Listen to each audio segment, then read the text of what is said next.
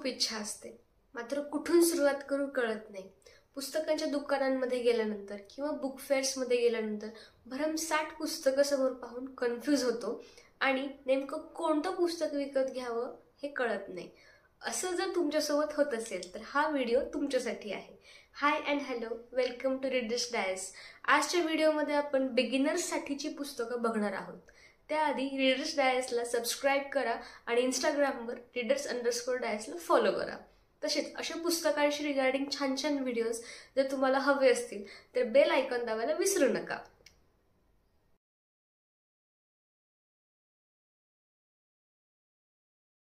मराठी साहित्यातील सुप्रसिद्ध पुस्तकांची नावं जर तुम्ही गुगलवर सर्च केली तर मृत्युंजय, छावा, श्रीमान योगी, युगंधर, स्वामी अशी सुंदर सुंदर पुस्तकांची नावं येतात. परंतु ॲज अ बिगनर तुम्हाला जर ही पुस्तकं वाचायला चालू करायची असेल तर आय विल से की थोडासा विचार करा. कारण की तुमचं जर शिक्षण बेसिक मराठी माध्यमातून झालेलं नसेल तर ती भाषा तुम्हाला समजायला थोडीशी कठीण जाऊ शकते. आणि त्यातल्या त्यात तुम्हाला जर समजा एक 22 किलोमीटरची जर मॅरेथॉन पळायची असेल तर तुम्ही पहिल्याच रनिंगमध्ये 22 किलोमीटर कव्हर करता का? नाही, तुम्ही सुरुवात करता 3 किलोमीटर रनिंगपासून. तसं आहे की आय विल रिकमेंड की तुम्ही अशी मोठी मोठी पुस्तकं सर्वात आधी ॲज अ बिगनर म्हणून घेण्यापेक्षा छोट्या छोट्या पुस्तकांपासून सुरुवात करा, ज्याची भाषा तुम्हाला समजायला खूप सोपी असेल आणि त्याच्या आतमध्ये दिलेला जो कॉन्टेंट आहे तो सुद्धा तुम्हाला ग्रास्प करणं इझी होईल. सो आजचा व्हिडिओ त्या लोकांसाठी आहे ज्यांची कधी पुस्तक वाचनाची सवय आधी होती पण आता ब्रेक झाली आहे, किंवा काहीच मराठी साहित्याबद्दल माहिती नाही अँड नाव दे वॉन्ट टू एक्सप्लोर. हा व्हिडिओ तुम्ही तुमच्या त्या मित्रांसोबत शेअर करू शकता.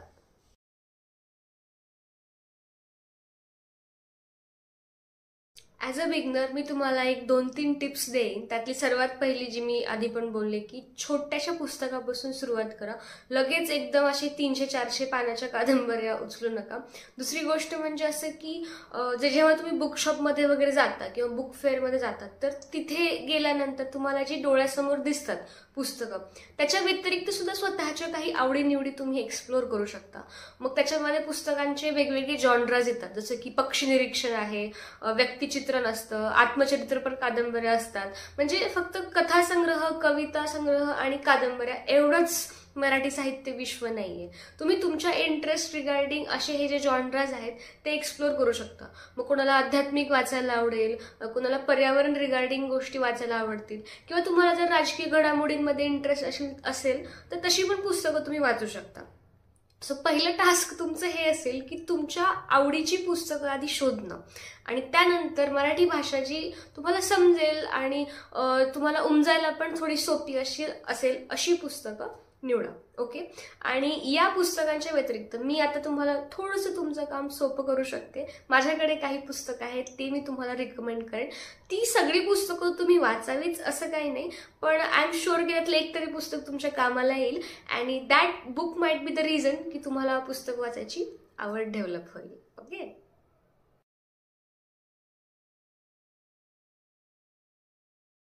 So starting from non fiction, तुम्हाला जर शांत, सुखी आणि समाधानी आयुष्य जगायचं असेल तर शांत मन आणि आनंद जीवन हे पुस्तक खूप चांगलं आहे. आणि याच्यासोबतच मला असं वाटतं की फोकस ऑन व्हॉट मॅटर्स हे पण पुस्तक तुम्ही वाचायला पाहिजे. ॲज अ बिगनर याची लँग्वेज खूप सोपी आहे आणि तुम्हाला याच्यामध्ये ज्या गोष्टी सांगितल्या आहेत त्या इम्प्लिमेंट करणं पण सोपं जाईल. When it's comes to implementation मला असं वाटतं की आपल्या कामाच्या बाबतीतल्या ज्या गोष्टी असतात की आपल्याला प्रोडक्टिव्हिटी वाढवायची आहे किंवा एफिशियन्सी सुधारायची आहे आणि अशी चालढकल करण्याची एक सवय असते की काम अशी लांबणीवर टाकायची, आजचं काम उद्यावर टाकायचं. तर त्यासाठी ॲज अ बिगिनर तुम्ही डू इट टुडे आणि थिंक स्ट्रेट ही 2 पुस्तकं वाचू शकता. त्याच्यामुळे तुमच्या मनातल्या विचारांचा गुंता डेफिनेटली क्लिअर होईल आणि तुम्हाला योग्य डिसिजन घ्यायला हेल्प होऊ शकते.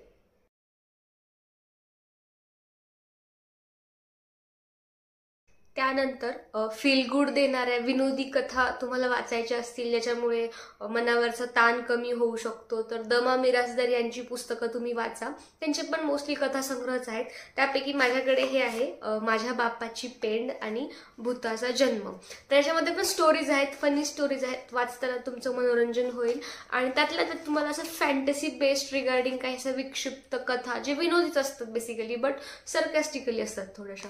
तसं तुम्ही जयवंत दळवी यांचं उपहास कथा सुद्धा वाचू शकता. हे पण सोपे आहेत, सुंदर आहेत समजायला. त्यानंतर असं आध्यात्मिक विषयावरती जर कुठलं पुस्तक वाचायचं असेल तर तुम्ही ओशो यांची पुस्तकं वाचू शकता, लाईक संभोगातून समाधी वगैरे, किंवा जीवनगीत पण त्यांचं पुस्तक छान आहे. आणि जर तुम्हाला असं लाईफमध्ये एकटं वाटत असेल, कोणाशी तरी बोलायची इच्छा होत असेल, पण there is no less of a human contact, तर तुम्ही न पाठवलेलं पत्र हे महात्रेय यांचं पुस्तक वाचू शकता. हे पुस्तक मी कमीत कमी 30-40 वेळा तर इझिली वाचलेलं आहे. आणि अनपोस्टेड लेटरचं ते मराठी अनुवाद आहे, न पाठवलेलं पत्र. वाचा, मला गॅरंटी आहे की तुम्हाला ते पुस्तक खूप आवडेल.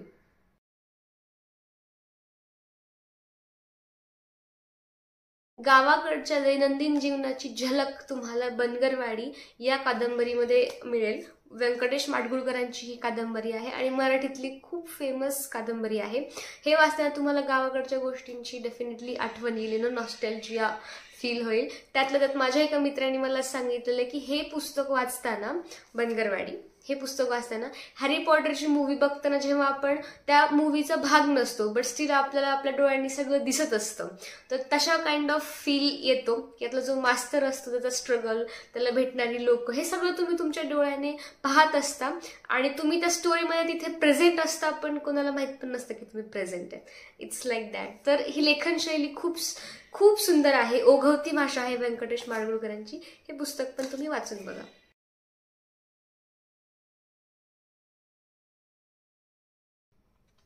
तुमच्या मनाला चटका लावणाऱ्या आणि कथेच्या माध्यमातून असं जीवनाच्या वास्तविकतेचं दर्शन घडवणाऱ्या जर कथा वाचायच्या असतील तर आय विल रिकमेंड की वपू काळे यांचे सगळे कथासंग्रह तुम्ही वाचू शकता.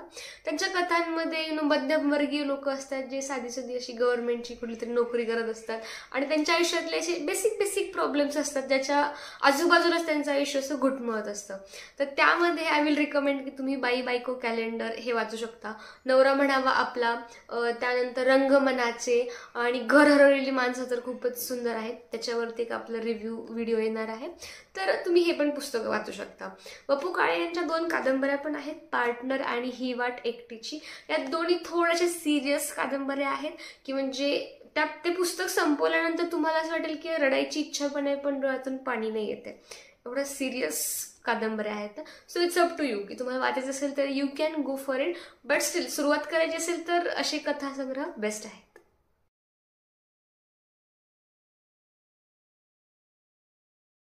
As a beginner I will recommend की तुम्ही काही रहस्यकथा, गूढ कथा पण वाचा, ज्याच्यामध्ये थोडासा सस्पेन्स असेल आणि तुमचं लक्ष पुस्तकाच्या सुरुवातीच्या पानापासून शेवटच्या पानापर्यंत खिळवून राहील. अशामध्ये मी तुम्हाला सांगेल की नारायण धारप आणि सुहास शिरवळकर यांची पुस्तकं तुम्ही वाचू शकता. त्याच्यानंतर नारायण धारप यांचंच चेटकीन हे पुस्तक आहे जे मी वाचले. कोकणाकडची कथा आहे, एकदम असं भूताची वगैरे गोष्ट आहे म्हणू शकतात तुम्ही याला. नारायण धारप यांचं सैतान पण भारी आहे. 440 चंदनवाडी पण मी वाचलं आहे, तर हे पण ॲज अ बिगनर तुम्ही ह्या पुस्तकांना एक ट्राय देऊ शकता. आणि सुहास शिरवळकरांचं मी माध्यम हे पुस्तक वाचलं आणि समांतर हे सुद्धा छान आहे. म्हणजे सुहास शिरवळकरांची पुस्तकं तर अशी एकदम छोटी असतात, एका ट्रॅव्हलिंगमध्ये, प्रवासामध्ये तुम्ही ही पुस्तक वाचू शकता. आय एम शुअर की ही पुस्तकं वाचताना तुम्हाला वाचनाचा भरपूर आनंद तर लुटता येईलच, तुमचे इमॅजिनेशन स्किल्स सुद्धा डेव्हलप होतील, कल्पना विश्व तुम्हाला विस्ताराची संधी मिळते. ही पुस्तकं अशी असतात की एकदा तुम्ही वाचायला घेतली की तुम्हाला संपवल्याशिवाय ठेवू वाटत नाहीत हातातून, कारण त्याच्यामध्ये सस्पेन्स असतो. तर अशा पण स्टोरीज, अशा पण कादंबऱ्या तुम्ही एक्सप्लोर करू शकता, ज्यामुळे तुम्हाला पुस्तक वाचण्याची आवड लागेल.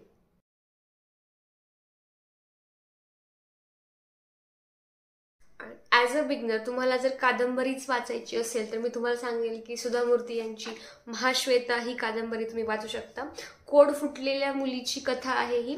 आणि त्यानंतर मी तुम्हाला कंट्या, गणेश बर्गे यांचं हे पण रिकमेंड करेन. यांचं शिरसवाडी पण सुंदर आहे, पण बनगरवाडी सारखंच ऑलमोस्ट ते मला वाटलं होतं. सो दोन्हीपैकी एक वाचा. आणि कंट्या तुम्ही डेफिनेटली वाचा. याच्यामध्ये उन्हाळक्या करणाऱ्या एका टार्गेट मुलाची कथा आहे ही, जो शाळेमध्ये असं आपल्याला वर्गात एक ना एक तरी नक्की भेटतो, पण त्याचं उर्वरित आयुष्य कसं जातं. आणि याचा एंड मला खूप आवडला होता. आवडला म्हणजे थोडासा डेव्हिस्टेटिंग आहे, बट स्टील तुम्ही वाचा आणि कसं वाटलं मला सांगा. त्यानंतर माझ्याकडे हे पण आहे, प्रतीक्षा, रणजित देसाई यांचं. युज्युअली रणजित देसाईंची जी लेखनशैली आहे ती थोडीशी अवघड आहे, परंतु प्रतीक्षा हे त्यांचं पुस्तक आहे, जी कादंबरी आहे. तर याच्यामध्ये एका सोलो ट्रॅव्हलरची लव्ह स्टोरी आहे की how does he find out about her, आणि नंतर त्याचा एंड कसा होतो हे पण खूप मनोरंजक पद्धतीने तुम्हाला सांगितलेलं आहे. तर या 3 कादंबऱ्या आहेत. तशी अजून पौराणिक कथांमध्ये वगैरे बऱ्याच कादंबऱ्या आहेत, राधा उर्मिला सारख्या वगैरे.